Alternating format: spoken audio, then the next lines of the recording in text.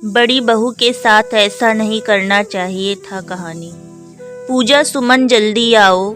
ये देखो पापा जी तुम दोनों के लिए कितना सुंदर तोहफा लेकर आए हैं। आवाज़ सुन रसोई में काम कर रही दोनों ही बहुएं बाहर अपने सास ससुर के कमरे में आ गई। पूजा की शादी अभी कुछ महीने पहले ही हुई थी, तो ये उसका पहला करवा चौथ था। इसलिए हमने सोचा कि उसके लिए कोई अच्छा सा उपहार लिया जाए। बाकी जेवर तो अभी शादी में बहुत सारे ही बनवाए थे। डायमंड अंगूठी तब पूजा के लिए नहीं बन पाई थी, इसलिए मैंने ही पापा से बोलकर मंगाई है। पूजा और सुमन की सास नैना जी ने कहा, अब काम बाद में होता रहेगा, चाँद निकलने ही वाला होगा। जाओ तुम दोनों पहले तैयार होकर पूजा कर लो, फिर सब एक साथ ही खाना खाएंगे। दोनों ही बहुओं को अंगूठी सौंपते हुए नैना जी ने कहा, पूजा इस घर की छोटी बहू है, जिसकी शादी को अभी बस 6 महीने ही हुए हैं। अपने पहले करवा चौथ पर सास ससुर से इतना महंगा तोहफा प्यार स्वरूप पाकर उसकी तो खुशी का ठिकाना ही नहीं था। उसने तुरंत ही अपने मायके फ़ोन घुमाकर अपनी माँ से अपने नए घर और ससुराल वालों की खूब तारीफ करी। वहीं दूसरी तरफ सुमन की शादी को काफ़ी साल हो चुके हैं। जब से उसकी सास नैना जी ने अंगूठी थमाई है, उसे उसकी जरा सी भी खुशी नहीं थी। रह रहकर उसके दिमाग में बस अपनी देवरानी पूजा को लेकर जलन होने लगती है। 6 साल हो गए हैं मेरी शादी को, ऐसे 6 करवा चौथ निकल गए, पर मुझे तो आज तक कभी किसी तीज त्योहार पर कभी कोई उपहार नहीं दिया। और अब जब लाडले बेटी की लाडली बहू आ गई है तो उपहार आने शुरू हो गए। सुमन ने भी तुरंत ही फ़ोन घुमाकर अपनी माँ को सारी बात बता दी। 2 बहुओं के हो जाने से ऐसी छोटी मोटी बातें तो घर में होती ही रहती हैं। अभी तो शुरुआत है, आगे चलकर ऐसे बहुत से मोड़ आएंगे। तुम घर की बड़ी बहू हो, थोड़ा बड़प्पन दिखाओ।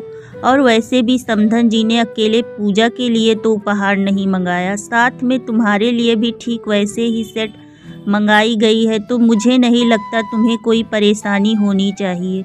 चाँद निकल आया है, जाओ पूजा करो और इन सब बातों को अपने दिमाग में मत लाया करो, वरना नुकसान सिर्फ तुम्हारा होगा। सुमन की माँ ने बोलकर फ़ोन काट दिया। हो सब मुझे ही गलत समझते हैं माँ, कम से कम तुम तो अपने बेटी की भावनाओं को समझती। मुझे उपहार से परेशानी नहीं, मुझे दुख इस बात का है कि अभी तक अपनी बड़ी बहू के लिए कोई उपहार आज तक क्यों नहीं आया। सुमन ने रोते रोते अपने आप से कहा। तभी पूजा ने आवाज़ दी, भाभी आप अभी तक तैयार नहीं हुई, चाँद निकल आया है, जल्दी कीजिए, सब लोग आपका बाहर इंतज़ार कर रहे हैं। सुमन जल्दी से तैयार होकर बाहर गई। पूजा किया, व्रत तोड़ा, सब लोग पूजा कर एक साथ खाना खाए। माँ सारे दोस्त काफ़ी के लिए कैफ़े जा रहे हैं, मैं और पूजा भी साथ होकर आते हैं, थोड़ी देर में आ जाएंगे। छोटे बेटे रवि ने अपनी माँ नैना जी से बोला, सब समझती हूँ मैं, सारे दोस्त जा रहे हैं या तू अपनी पत्नी को कहीं ले जाना चाहता है। नैना जी ने हंसते हुए कहा, जल्दी घर आना और बहू से बोलना सारे जेवर उतार कर जाए, क्योंकि जब आना सही नहीं और आने में भी रात हो जाएगी। उन दोनों के घर से जाने के बाद नैना जी ने बड़ी बहू सुमन को अपने कमरे में बुलाया। कोई परेशानी है क्या? बड़ी बहू, शाम से ही तुम्हारे चेहरे पर सिकन देख रही हूँ। पहले से ही भरी सुमन अपने गुस्से पर काबू ना कर पाई और वो रोने लगी। माँ, इन 6 सालों में आपने एक पल भी मुझे कभी ये महसूस नहीं होने दिया कि मैं अपने माता पिता से दूर किसी एक नए घर में आई हूँ। हमेशा मुझे एक बेटी से ज़्यादा ही प्यार किया, फिर ये देवर जी की शादी हो जाने के बाद इस तरह का भेदभाव क्यों? आपने पहले तो कभी मुझे किसी त्योहार पर कोई उपहार आदि नहीं दिया, फिर अब क्यों? नैना जी की पारखी नज़र जो शाम से महसूस कर रही थी वही बात सच निकली, क्योंकि तोहफा देने के बाद ही उनको अंदाज़ा हो गया था। उन्होंने सुमन को अपने पास बिठाया और कहा, मैंने कभी भी अपने दोनों बच्चों में अंतर नहीं किया, तो फिर उनकी पत्नियों में क्यों करूँगी? तुम लोग बस मेरी बहू नहीं, मेरे घर की रौनक हो, मेरे घर की लक्ष्मी हो। और ऐसा सिर्फ इसलिए नहीं किया गया जिससे इन 6 सालों में तुम्हारे पास छोटी से ज़्यादा जेवर न इकट्ठा हो जाए।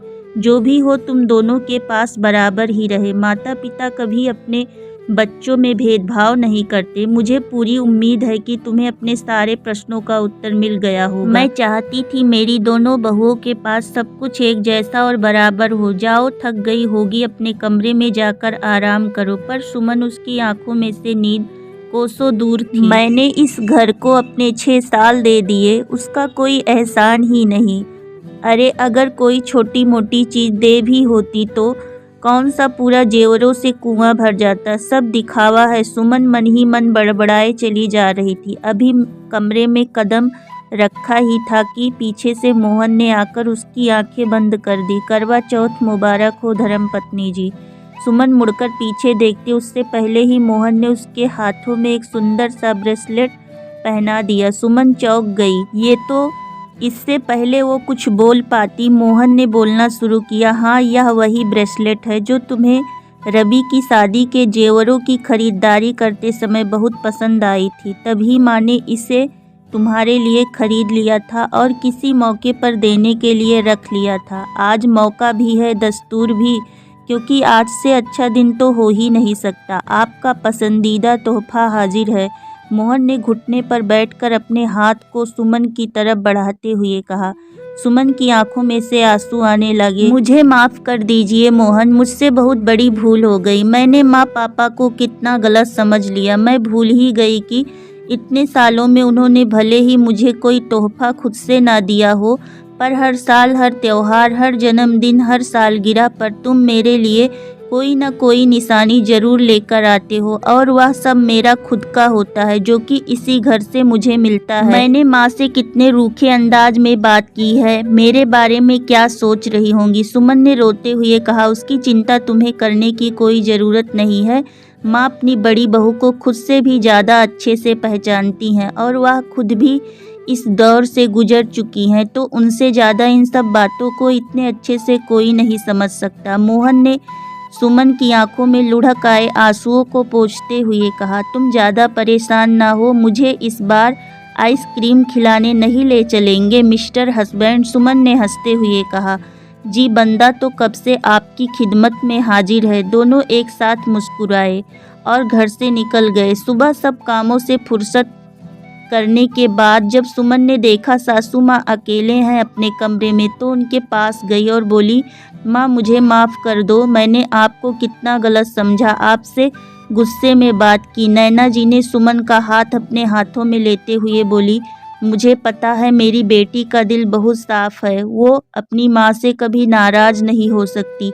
सुमन ने नैना जी को खींचकर अपने गले लगा लिया। दोनों सास बहू मुस्कुरा दी। दोस्तों, ये एक नहीं, शायद हर संयुक्त परिवार की कहानी है। अगर घर के बड़े सही हो तो कभी रिश्तों के बीच किसी भी प्रकार की अनबन होने की संभावना ही नहीं होती। साथ साथ बहुओं का भी फर्ज है वो घर में एक दूसरे को समझें, छोटी छोटी बातों पर चिक ना करें, क्योंकि थोड़ी बहुत बातें तो हर जगह होती हैं, बस उसको बढ़ाएं नहीं, समय और हालात को समझें। दोस्तों, यह कहानी अगर आप सभी को अच्छी लगी हो तो हमारे चैनल को लाइक, सब्सक्राइब और शेयर करें। धन्यवाद।